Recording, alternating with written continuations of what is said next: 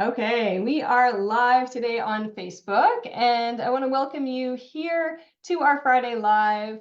We come every single week in the Homeschool Language Arts Facebook group with a live training of some kind. And this week it is a parent class. So if you're not here, you need to let me know what your email is or your messenger, and I will start telling you about these amazing free classes that you can get as a parent in my group or on my mailing list. And these are just opportunities for you to learn and grow in your homeschool and help you to help your student learn the best that they can. So first of all, I want to start off with who I am. And maybe not everyone here knows me, but I am Teresa. I am the mentor behind Discern to Learn. And I come alongside your students and I help them to dream big, to make plans and goals, to learn how to manage their time, be self-disciplined, self-motivated. And none of that sounds like language arts. But language arts is the perfect place to learn those skills because the writing process is a process of continual growth, like growth mindset. And on top of that, they have to come back all of the time, do a long process. So language arts is the perfect place to learn these skills. So I pair them together because I had seen in the past that students who were not succeeding, it wasn't the actual work that was the problem. It was their skills outside of the work. And they could learn to write. That wasn't the problem. They could learn to read critically. That wasn't the problem. The big problem was the time management and self-discipline. So in order to help students succeed in my classes, in all of their classes, and in life, I've included those in my programs. And today we are talking about how you can go from frazzled to fearless using marking rubrics with your student so that you can move forward in their learning. And I want to welcome Pamela today into this live class. I had some others that were planning to come but didn't quite make it. So thank you for your interest.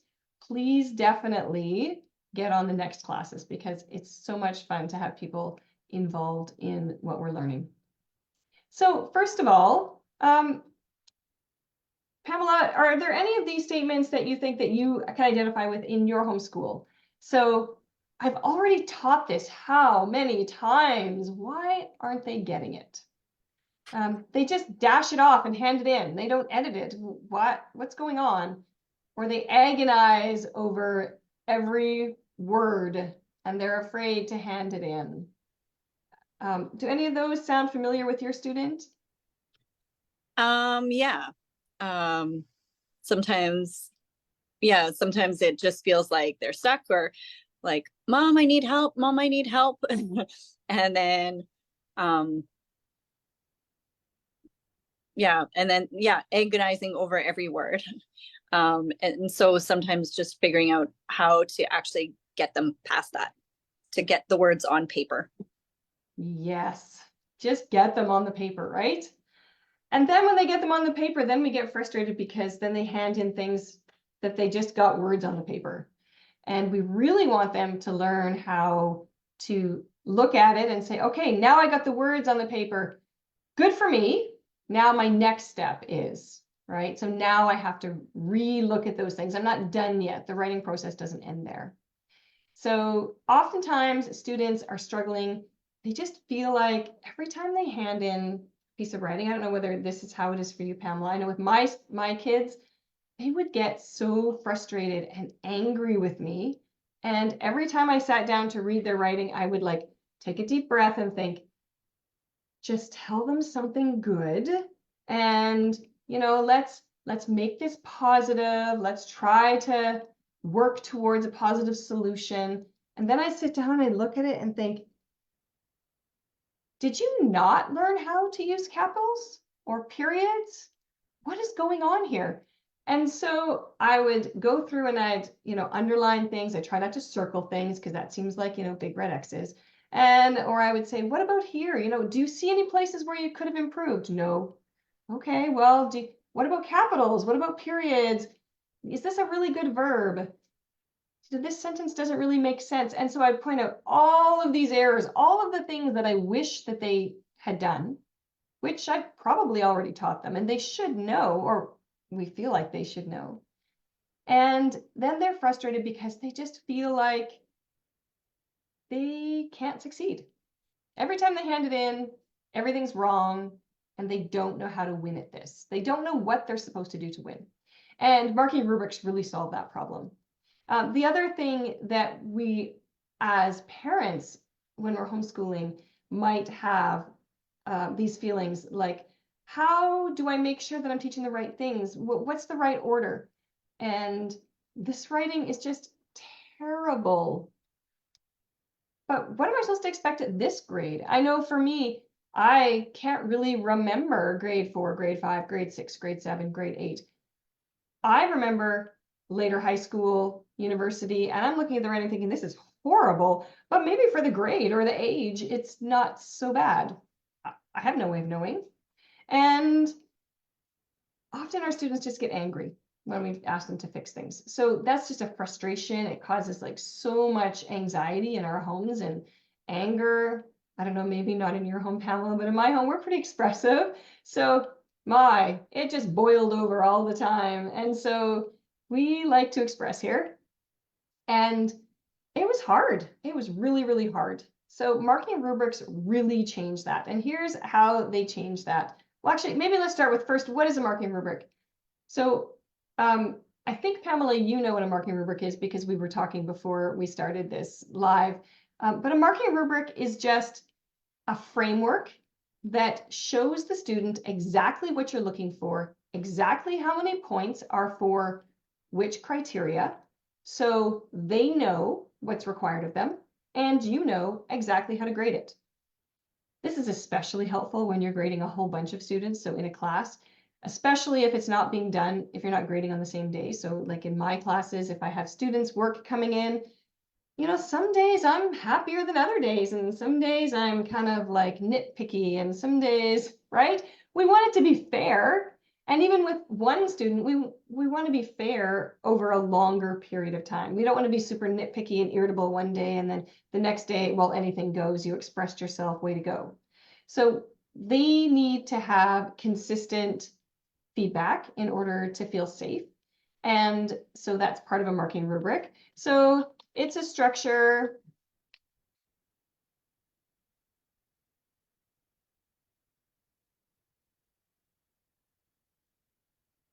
that allows students and markers to know exactly what is expected. And I tell my students all of the time, you can have perfect on your assignment, but that doesn't mean your assignment is perfect. That only means that according to the things on the marking rubric, you've checked all those boxes. That doesn't mean there's not room for improvement. That'll be the next step. So a marking rubric doesn't mean that your student is overachieving or any of those things. It means that the things that you are expecting in that piece of writing are there or not there. You'll know how well they're doing in the things that you're judging it on. So I guess the big question is where to start. So one of the questions that we always have is, what order do I teach it in, and what am I supposed to do? Especially parents who want a little more freedom, so they might not be following a writing curriculum. There's, you know, especially in the younger grades, you don't have to follow a writing curriculum. And this teaching is for grades 6 to 12 specifically, because those are the grades that I specialize in. However, you could start doing this like right back when you start writing a sentence. The very first time that they start writing a sentence, you can say, okay, this is how you know if you did it right. Check these boxes and look at you. You got 3 out of 3. Way to go, right? They know the expectations. They can check it for themselves and they can win. So sometimes it just feels like a zero-sum game. They can't win this no matter what they do. And a marking rubric helps them understand the rules to win the game, because that's what they want. And that's what you want. You want them to learn. So in order for students to learn sequentially, we don't need to know what we're going to teach in what order. Now that might shock a lot of people, because when you look at learning outcomes for a curriculum or for a school division, they say you need to learn these things in these orders. And there's probably, you know, scientific basis for that. However, your student might not be struggling in one area or another area. So you don't even really have to worry about some of those pieces. So you can just start where you are. So wherever you are, you can just take a look at their last piece of writing and think to yourself, what two, three things are they doing really well? Now, if they're in older grades, look for 2 or 3 things. If they're really struggling with writing, look for 3 things that they're doing really well, and right away put that on your marking rubric. You want them to know, there are things here that I already know I can do easily, I can do well, I can win at this. We want to set the bar somewhere where they feel like they can actually accomplish it. And then look at their writing and just ask yourself, what one thing do I want to work on? What one thing is going to make the most impact with the least amount of work? We're all economists at heart. We want to get the most for the least effort, don't we? All the time. All the time, we want to get the most for the least effort. And our students do too. And we can say to them, listen, I know you don't want to work harder than you have to. So let's look at this. And the one thing that we can change that's going to make this so much better is this one thing. So first, I'm going to teach you about that one thing. I'm not even going to say, in this piece of writing, this isn't right. So I'm going to teach it to you. Now go fix it. We're just going to take that piece of writing that we looked at, and we're going to teach that one thing. And then we're going to add that one thing to the marking rubric. The older they are, the more experienced they are, the more things you can add at once. But initially, when you start using marking rubrics, don't add more than 1 or maybe 2 things. So if there's one thing that they really should have, they already know, and they just should have checked for, you could add that, and then teach one other component. So first of all, why does this even matter? So marking rubrics. This is a win for you. This means less prep. This means you don't have to have a long-term plan. First, I'm going to teach this, then I'm going to teach this, then I'm going to teach this, then I'm going to teach this. Every step of the way, when they hand in a piece of writing, you grade it according to the marking rubric, and you automatically are going to see, oh, either A, they didn't check the marking rubric, or B, they don't know how to do this piece, so I need to teach it again. And if you need to teach it again, no problem. Just teach it again and leave it in the marking rubric and move forward and do it again. So there's less prep for you. It can be super simple. It can be more fancy. It's entirely what you come up with. It also clears a path forward one step at a time. You only have to know the next step. So you just look at it. What one thing can we improve? That one step, let's just do that. And you're going to have less pushback from your students because they're not seeing you like correct every little thing. And it's a win for them because once students know, if I do this, this, and this, I get perfect. Well, great. Who doesn't want perfect? If it's that easy, then they're going to do it. And they can also pre-check their work. In fact, ask them to pre-check their work. Say, here's the marking rubric. I want you to do it in a red pen. You mark your own work in a red pen. And then fix the things that you did. And now check your marking rubric again. And I'm going to do the marking rubric in blue pen or something like that. And then that way they pre-check, they fix, and then you look at it. So they're learning the editing process, and we're not even really calling it that. And it also removes this feeling of defeat. Like this is something that they just can't win at. It doesn't matter what I hand in, they're always going to find a whole bunch of problems in it.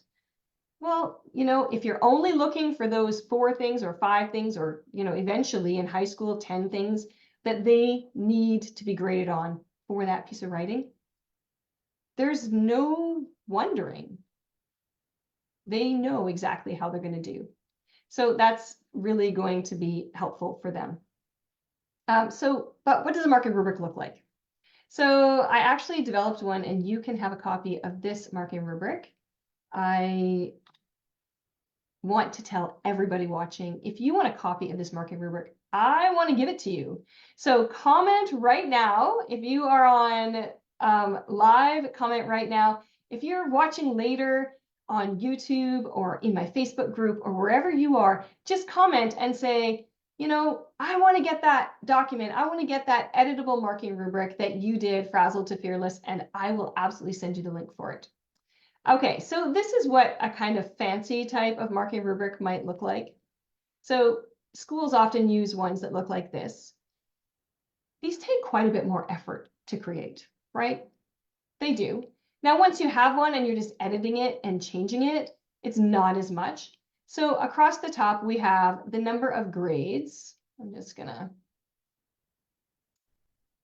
We have the number of points, okay? So I usually call them points with students and not grades because, points is like a game or a sport, all right? So we have the number of points they're going to get if they fall in this category. So let's say they hand in a paragraph, a persuasive paragraph, and you look at organization and you say, which one of these 4 categories will they fall in? And you just circle it. This is where you are. And maybe in here, so some of these are like or things. So focused sentences and ideas are kept within the paragraph. Let me see this one down here. Capitals and periods. Mostly there are appropriate capitals and punctuation and capitals from other words that need them. If there's pieces in here that they struggle with, circle or underline the pieces they are struggling with, or, that don't fall in there. So most of their appropriate capitals and punishment, but maybe they have other words like proper nouns that they didn't capitalize. So maybe like underline that or cross it through and say, or put a star beside it. This is where you lost the points. So if they get in this category here and here and here, they get 12 out of 12. Perfect. No problem. They win, you win. Then you look at it and you say, oh, well, I kind of thought that they were going to know to look for spelling. Okay, well, so the next one we say, now, next time we're going to raise the bar a little bit. You got 12 out of 12. So that tells me you're doing really, really well. So we need to look for some more things. I notice you have some spelling mistakes in here. So we're going to put spelling on. And we're going to say, okay, well, you need to have spelling. Spelling, if it's perfect, you get 4. If it's got 1 to 2 errors, you get 3. If it's got 3 to 4 errors, you get 2. If it's got lots and lots of errors, you get 1. And you will notice if they hand something in, they're going to get, like this one here, is going to get 3 out of 12, just for handing something in. There's no 0.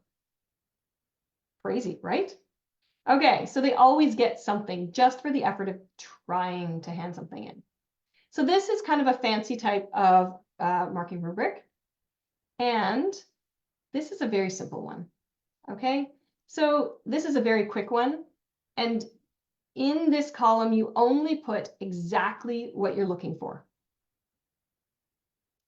And you just judge, did they get 1 point, 2 points, 3 points, or 4 points? They don't know what the criteria is. You just look at it and go, organization, yeah, perfect. Or not quite. Out of 4, what would I give them? Maybe a 3. Okay. And reasons and proofs. Were they logical proofs? Did they have good thesis? Did they have a good reason? Well, they have a good thesis and they have some good reasons, but their proofs were maybe not, so we'll give them a 3.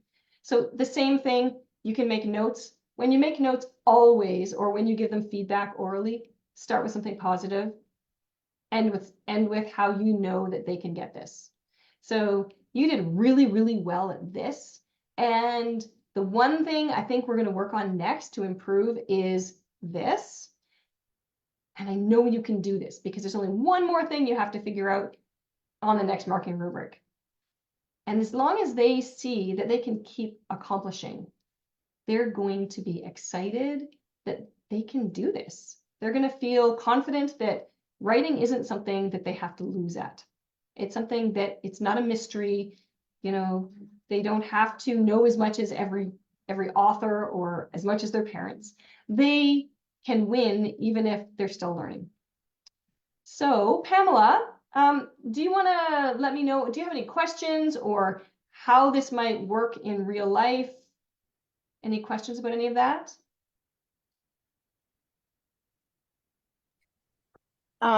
Sorry, I'm quickly writing notes. No problem at all. I very much appreciated your last statement of making sure to give a positive note so that they feel they are accomplishing and winning even when they are learning.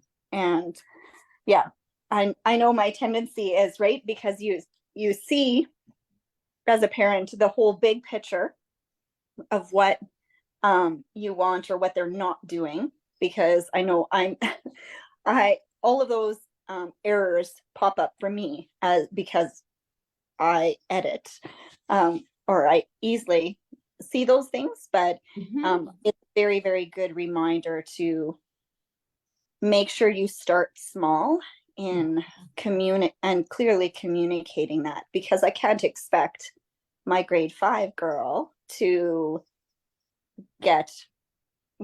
do everything perfect. So just to start small in what I want to see, and then feel like she's winning so that I can help her see the next step in the sense of growth.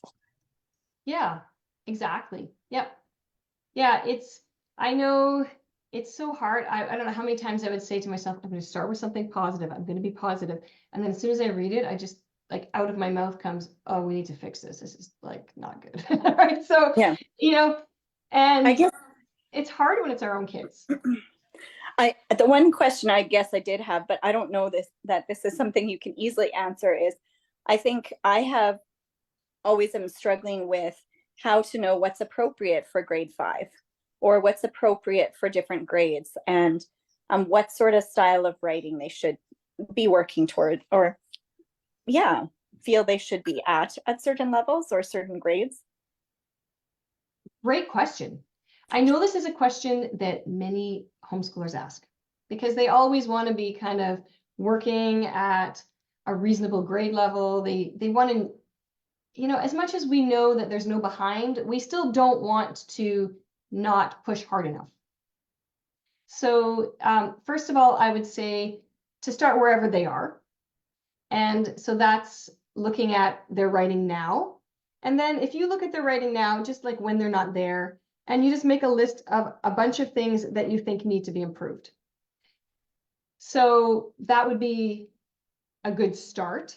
And probably in grade 5, I would say you should be beginning more academic writing. So still include some creative writing or whatever, but I think it's a concern when we get into grade 6, 7, 8, and students haven't ever written a persuasive paragraph. They've never written something where they've tried to prove something. They've only ever written in a journal, or they've only ever written a story. So it's not that stories or journaling are bad or not helpful. They absolutely are helpful. But it's really important for students to be able to grasp the idea, the organization, the structure. So I would say by grade 5, 6, start to introduce paragraph structure for persuasion. So this includes like a thesis, what you're trying to prove. Whether they know the word is kind of irrelevant. And then add 2 to 3 reasons they believe that, and some proof at least for why those reasons are valid. So, and this could be, I really deserve to eat that last piece of pie. That's my thesis. I really deserve to eat that last piece of pie because I have done all of my chores this week. And on top of that, when mom made that pie, I voluntarily washed all of the dishes. So it seems to me that because I did all that extra work and I kind of deserve a reward this week, that I should be able to eat that extra piece of pie, or, whatever. Our kids are always trying to convince us of one thing or another. And what they don't realize is that when they're trying to convince us of things, they're writing or they're speaking persuasively or trying to. So, and then we have a conclusion sentence. And please, parents, the conclusion sentence should not just be the thesis and swap out a couple of words. So don't start with the thesis and end with the thesis and swap out a couple of words. That's not great writing. The other thing I would say is Be careful when you give like big wide rules, like a paragraph has 5 sentences. Does it? Not really. A paragraph has a bunch of sentences. It has to have an introduction section, it has to have a body section, and it has to have an end section. And those sections can be multiple paragraphs. My introduction could be 2, 3, 4 sentences long. So there's no limit to the length of a paragraph. Now, if you want to say your introduction must be at least 1 to 2 sentences on your marking rubric, if you want to say your body must be at least 2 sentences per reason, absolutely set out those parameters. Just don't make these big, wide rules, because I get students all the time, middle school, high school, oh, a sentence or a paragraph has 5 sentences. So they have to be like deprogrammed. Because now, you know, grade 7, grade 8, grade 9, well, grade 10, 11, 12, a paragraph might have 15 sentences. So really, we have to like be careful about those things. So paragraph structure, I would say by grades 5 and 6, we should be expecting that they are capitalizing beginnings of sentences and using end punctuation. And they're probably still going to need to do that in the editing process. I know it seems very natural to us when we're typing or when we're writing to automatically capitalize, automatically end punctuate.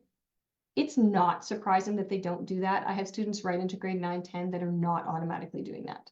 So it's okay if they do it in the editing process before they hand it in. Just add it to their rubric. If it's something they don't do automatically, keep it on the rubric. And that rubric can get longer and longer and longer. Just don't take things off until they're doing it automatically. And then if you see that they stop doing it because you took it off the rubric, put it right back on, because they need to like keep those habits. So paragraph structure, commas in lists,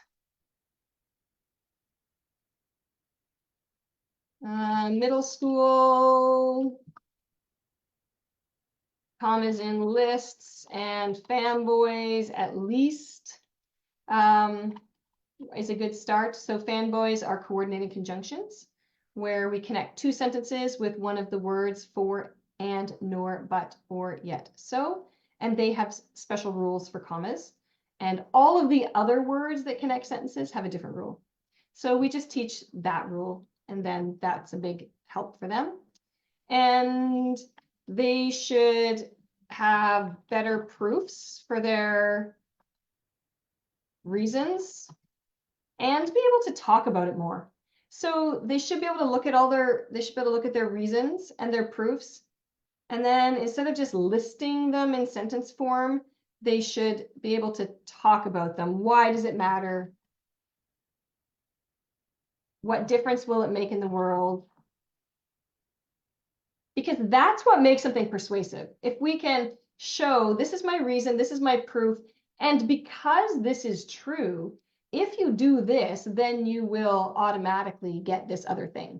And that other thing, that extrapolating out, is what makes the paragraph really persuasive. So for instance, I can say that writing is so important for success because it teaches success skills like time management. Because essays need to be written over a long period of time, so students need to manage their time in that project in order to finish on time. So that's my reason and my proof. And then when I extrapolate out, I'll say, this is so important in real life, because if students learn these skills early, then when they get to be late high school, college, and beyond, they're going to have the skills that they need to really be successful in their workplace and in their homes and in life. And it's that makes it really matter. Because to be really honest, like, you know, between me and you, handing stuff in on time in school, that's great. But, you know, the handing something in, that's not the ultimate goal. The ultimate goal is the adult version, you know, the adult skill that we're learning. So if we can like get students in middle school to begin to consider, and why does that matter? Who cares? Like, if it doesn't matter that something happens, then it's not a good proof. So that's what I would say for middle school. They should be learning stronger verbs. They should be learning how to use different sentence types. So sometimes moving the end of the sentence to the beginning. So that's called a complex sentence. And those are two sentences connected by a connector word. And if you take the end of the sentence with the connector word and you put it at the beginning, then you have a different kind of construction of a complex sentence. So for instance, I could say, I'm not going to the park until it stops raining. So I'm not going to the park. Well, I guess stops raining isn't going to work. That's just a phrase. Let me see. I will go to the park after I have finished washing the dishes. Okay. Now I could take, so I can go to the park as a complete sentence. I wash the dishes is a complete sentence, and it's connected by after. So if I take the after and everything after it and I put it at the beginning, I can say, after I wash the dishes, I will go to the park. So this is just like reversing a complex sentence. So how to use different sentence types in order to change it up in their writing so that they don't have all simple sentences. So we should actually here start having some compound sentences, but you're going to have that with fanboys anyway. So not just independent clauses with one little sentence, like one little sentence period, one little sentence period. So we're looking at improving the writing in that step. And then into high school, we're going to add more commas, better verbs, quality adjectives, who, which clauses, and eventually upper high school, the however, moreover, not only, but also, and they all have special punctuation rules. And so, you know, that you just keep going. Now, if you see that your student is starting to try to use a certain type of sentence because they speak like that, then you want to teach them how to do that. So you don't have to wait to high school to do reverse complex sentences. If they're writing like that in their writing because they would speak that way, then teach them how to punctuate it. You don't have to wait till a certain time to do it. So if you see that they're consistently using a type of writing that needs a certain type of punctuation, go ahead and teach it to them. Absolutely. So does that help answer your question, Pamela? I'm sorry, it was kind of long-winded. Yes. Yep. Okay. Yep. Excellent. That gives some good starting point. Thank you. It's a good place to start. All right. So I want to thank everyone for coming today. And I really hope that this has been helpful for you. If it's been helpful for you, I would love it if you would like my page, subscribe, send me an email at support@discerntolearn.com. Definitely shout out in the comments, get the link for the free marking rubric because I'd love to give it to you so that you can use it. You can edit it for your own student and just keep using and reusing and printing it, and that would be great. I hope you have a lovely day and that you and your students feel supported and nurtured as you go forward in your homeschool journey. And I can't wait to talk to you more, and I will see you next time around.